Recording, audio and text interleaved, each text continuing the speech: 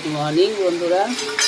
আজকে রান্না করছি কুমড়ো দিয়ে, লাউ দিয়ে, পটল দিয়ে, কাঁঠালের আটি দিয়ে বড়ার ঝোল, পাতলা করে বড়ার ঝোল করব।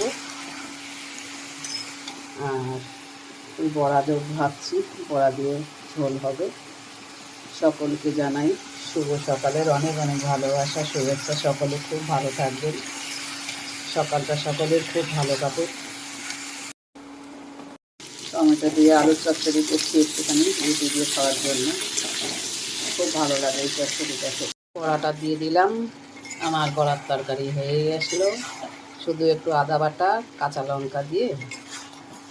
ঠান্ডা লাউটা খাওয়াটা খুব ভালো, শরীর ঠান্ডা থাকে, মন ঠান্ডা থাকে।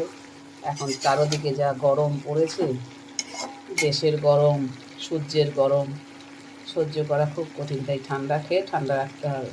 সকলে খুব ভালো থেকো, টাটা, আবার দেখা হবে বন্ধুরা।